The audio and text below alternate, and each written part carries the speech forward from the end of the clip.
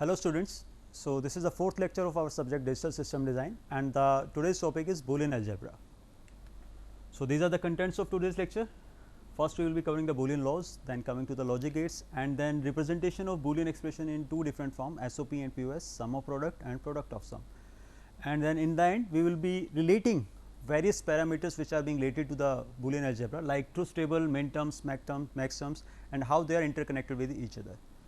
So, let us start with the basic Boolean laws. So, to start with, we have properties of 0, in which we can see that 0 plus a, that means 0, if 0 is added to any variable, then it remains unaffected, that means 0 plus a is equal to a. Similarly, 0 multiplied by a variable will make the product 0. So, 0 into a is 0. Then properties of 1. So, if I add 1 to any variable, 1 plus a, then this a can have two values, either 0 or 1. So, in any of the case 1 plus 0 or 1 plus 1, it will be equal to 1. So, that is why 1 plus a is equal to 1, and then 1 into a, something multiplied by 1, that variable remains unaffected, that means 1 into a will be equivalent to a. Then complementary law says as if the variable is added to its complement, that means x plus x bar, it will be 1. How it is possible? Because if x is equal to 0, then x bar will be 1.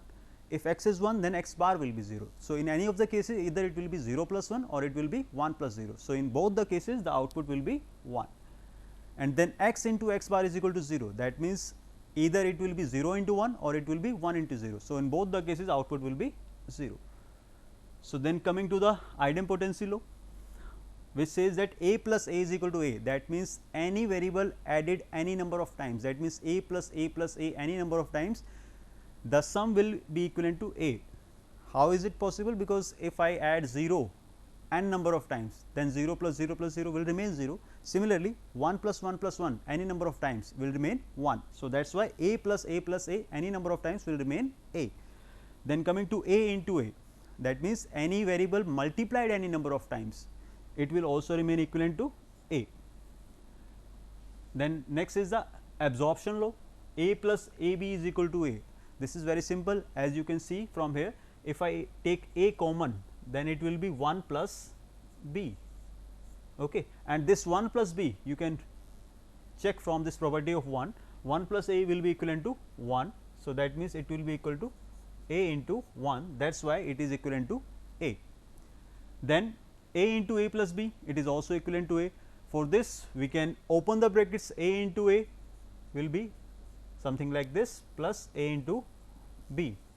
This a into a, as you can check from here, from this point, a into a is equal to a. So, this becomes a plus a b, and this a plus a b is similar to this thing which is equivalent to a. So, this is also equal to a. So, this is the adsorption law. Now, coming to the distributive law. Distributive law says that a into b plus c is equal to a b plus a c. Simply we have multiplied this a into b, a b, a into c, a c. Then a plus b c is equal to a plus b into a plus c. This thing can be proved also. If I multiply the right hand side, we can check that a into a will be equivalent to a into c will be equivalent to a c, b into a will be equivalent to a b, and b into c will be equal to b c. So, if I take a common from these three variables, it will be a into 1 plus c plus b plus b c. So, this thing becomes equal to 1. So, ultimately it becomes a plus b c. So, in this way we have proven that distributive law is verified. This is the another form of this distributive law, a plus a bar b is equal to a plus b. As we can see that if I apply distributive law on this using this thing b part, so it becomes a plus a bar into a plus a bar into a plus b. So, this a plus a bar thing becomes equal to 1. So, 1 into a plus b is equivalent to a plus b. So, this is the distributive law. Now, coming to the involution law, x double complement is equal to x, that means any variable if it is double complemented, then it becomes equivalent to the original variable. Then coming to the commutative law, a plus b is equal to b plus a, and A dot B is equal to B dot A. That means, two variables if they are to be multiplied together, order does not affect the actual result, we can add any of them first.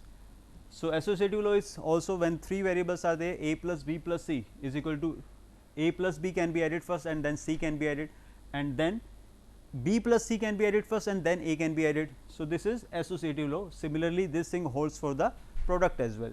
So, if three variables are to be multiplied, any two variables can be multiplied first and then the resultant can be multiplied with the third variable. So, A B into C will be equivalent to A into B C. Okay. So, this is associative law. Now, coming to De Morgan's law, De Morgan's theorem. De Morgan's theorem states that to remember this, you can remember a line or a statement, break the line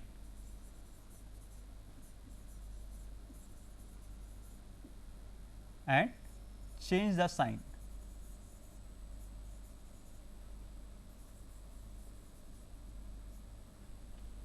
So, this if I use this as the complement symbol, so this can be equivalent to, if I break the line and change the sign, so x plus y whole complement will be equivalent to x complement dot y complement. Similarly, this thing holds for this product version as well. So, x dot y whole complement, if I remove this and use this bar, so I can write it as breaking the line and changing the sign, this dot can be changed to plus. So, x and y. So, this is the De Morgan's theorem. Now, the principle of duality, it says that we can interchange and or operators and replace 0 by 1 and 1 by 0. That means, we can interchange ones and zeros and we can interchange and or operators, and by doing this, if the property still holds, then we can say that the expression is a dual expression. Like we can do this in any of these properties, like if you want to check for this one, if A plus 1 is equal to 1, then if I change this plus to dot, that means A dot and 1 to 0. So, A dot 0 is equal to replacing 1 by 0. So, A dot 0 is equal to 0, which is also perfectly valid. That means, this expression is the dual expression. Okay.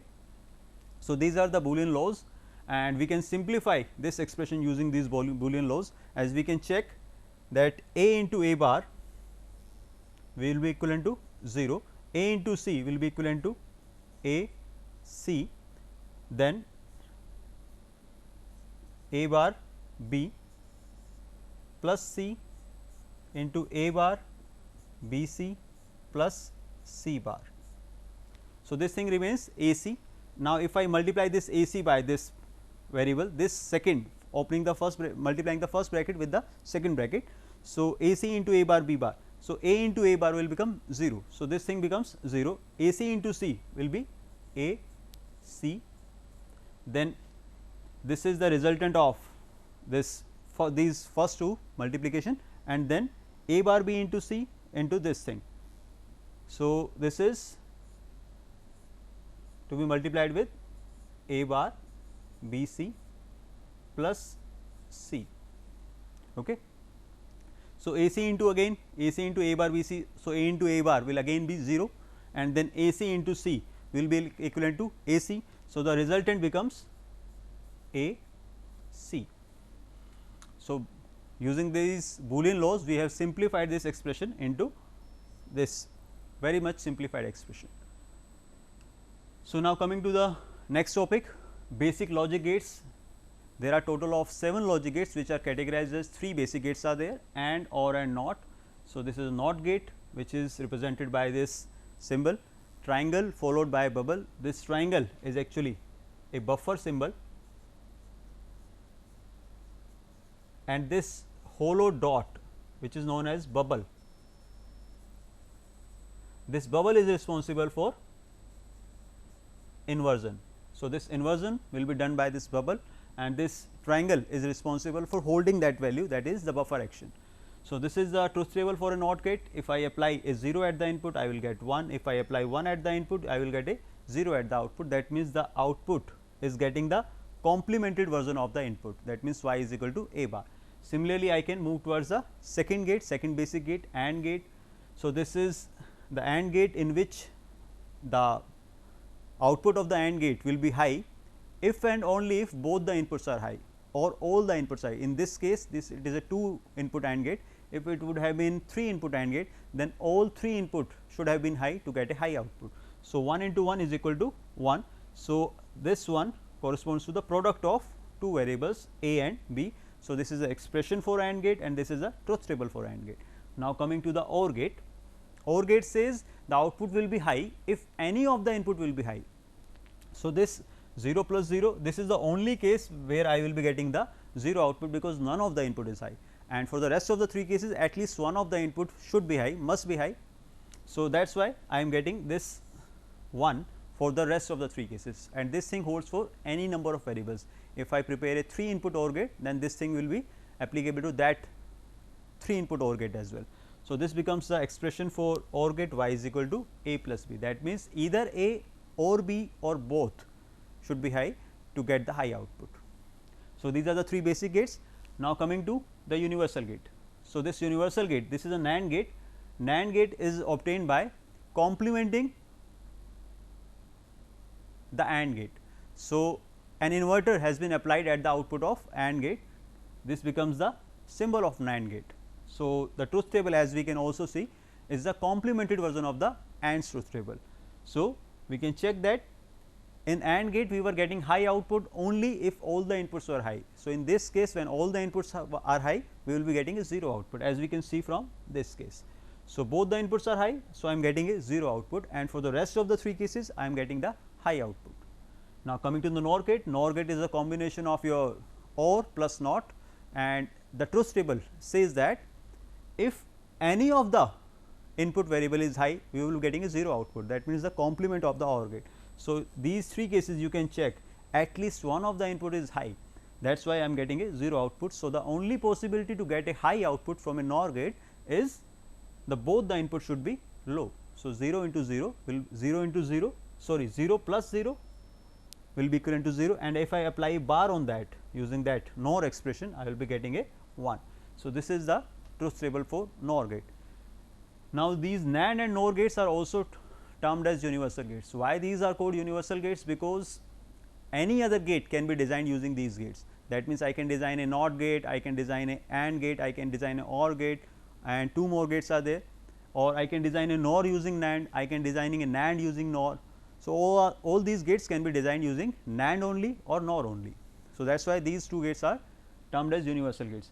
So, some of these universal, to prove the universal nature of these NAND and NOR, some of the structures are shown here. So, A, if I club the 2 inputs of a NAND gate.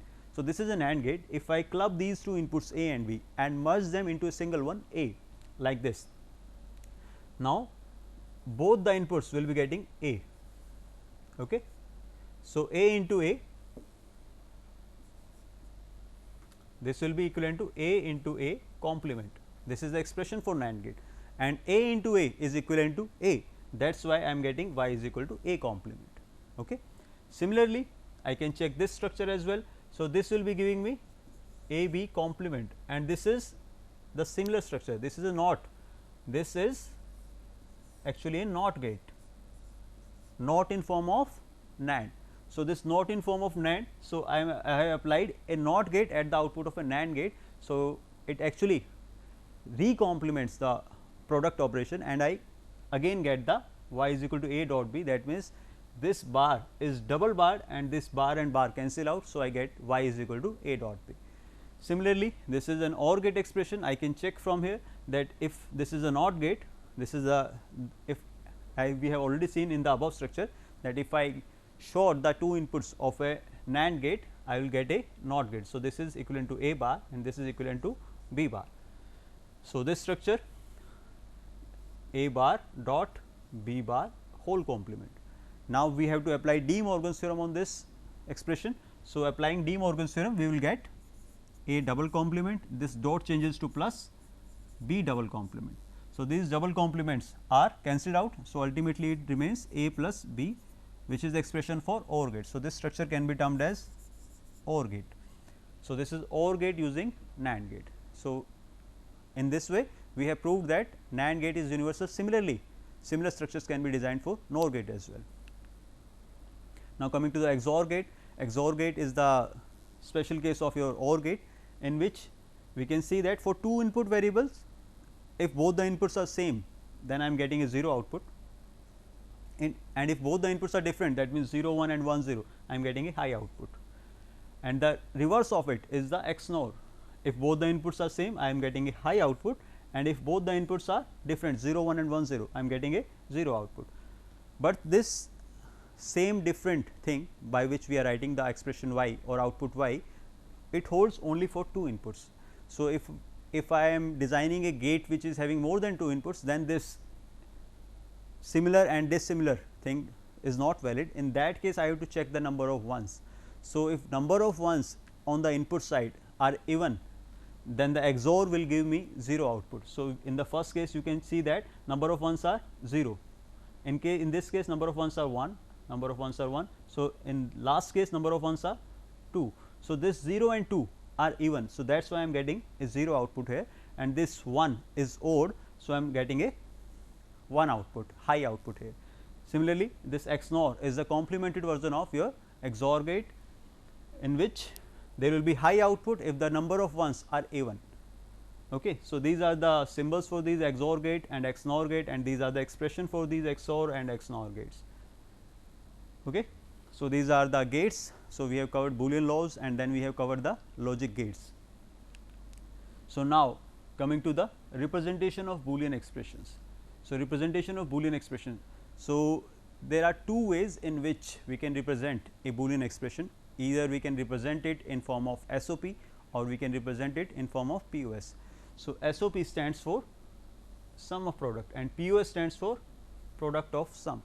So, while calculating the SOP, we will be calculating the products first. So, all those products are calculated first, and all the products are then added together to derive the SOP expression. Similarly, to obtain a POS expression, product of sum, that means first of all we will be calculating the sums, and all these sums will be multiplied together, that means they will be product, there will be product of these sums. So, that is why product of sum. So, these are quite simple examples of these SOP and POS expressions. As we can see that this is a product, this is also a product, and both these products are summed. Okay.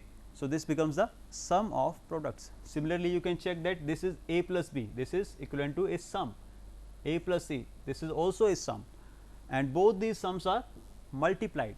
So, this becomes product of sum. Okay. So, these are the simple representations of SOP and POS. So, canonical representations, if in an SOP and POS expression. So, these canonical expressions are very important.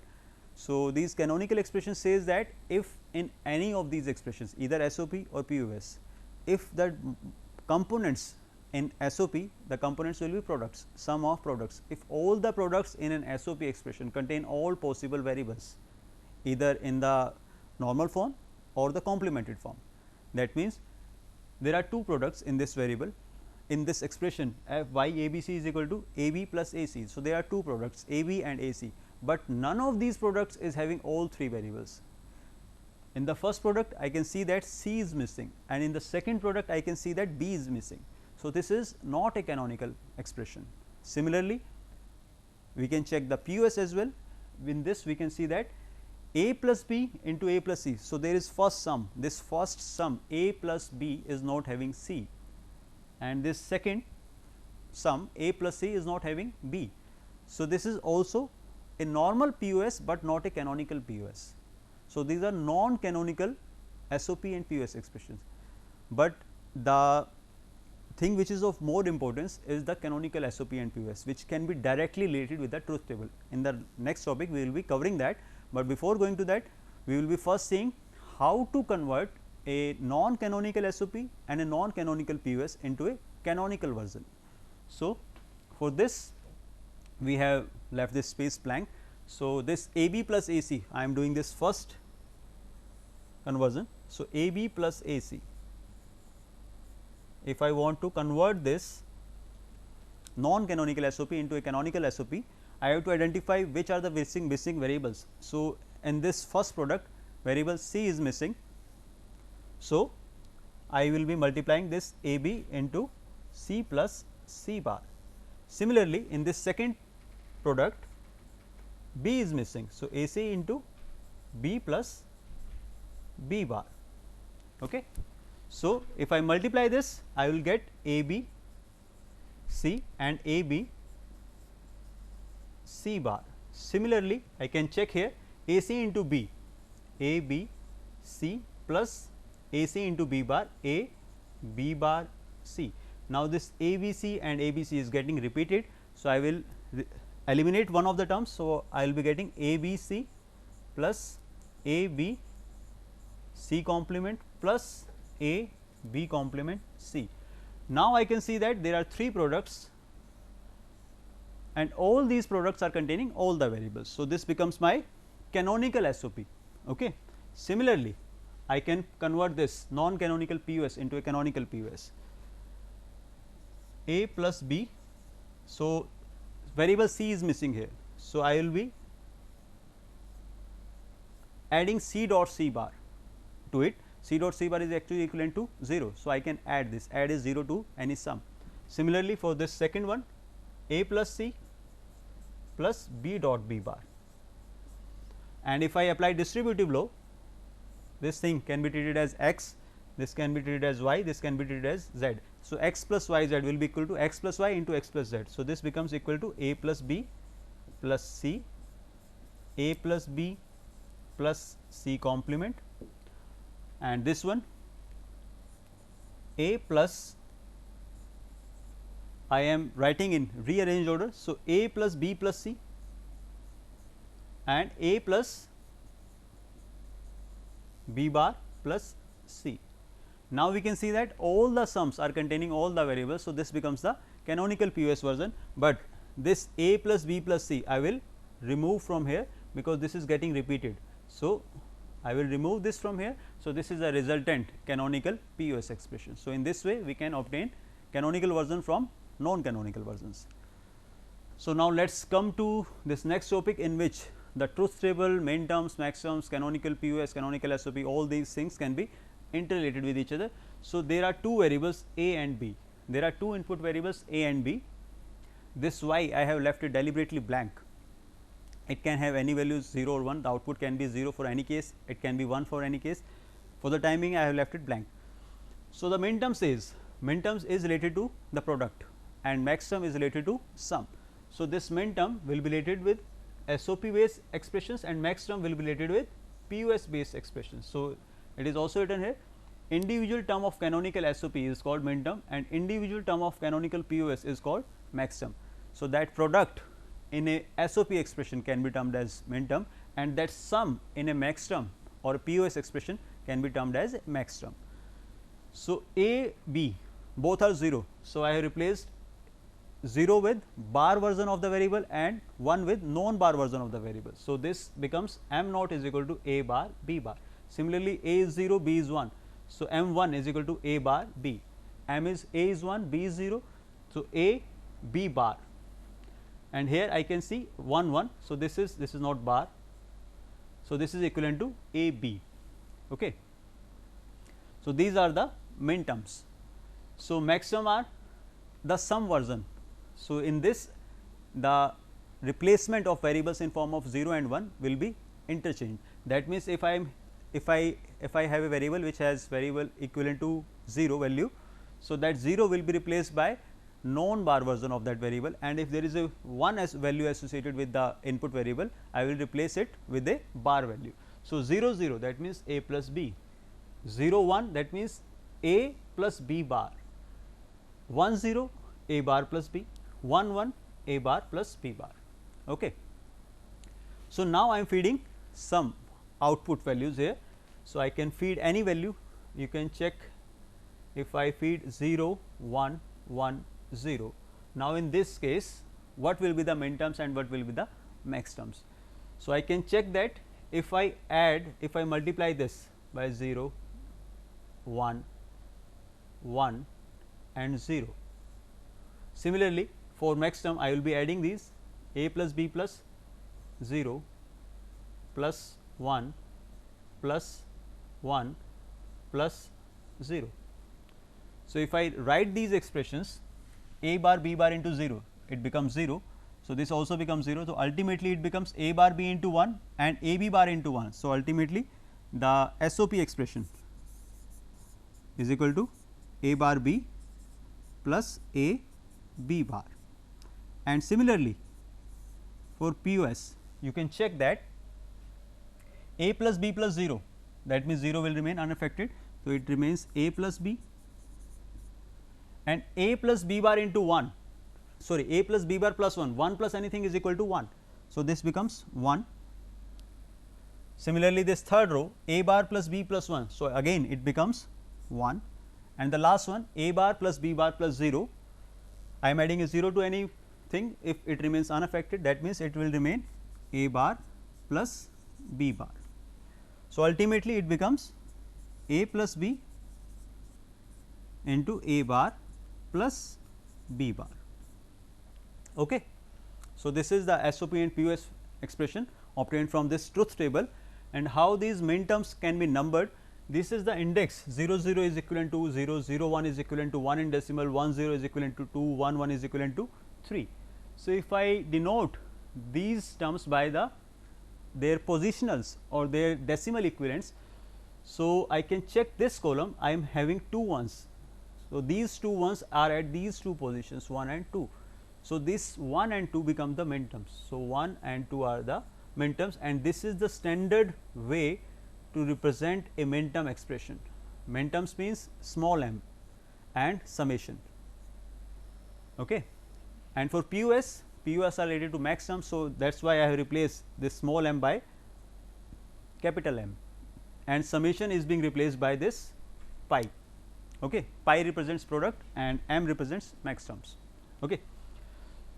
So, where are the locations in the truth table where output is low? So, I can check that there are 2 positions where I am getting a low output, 0 and 3.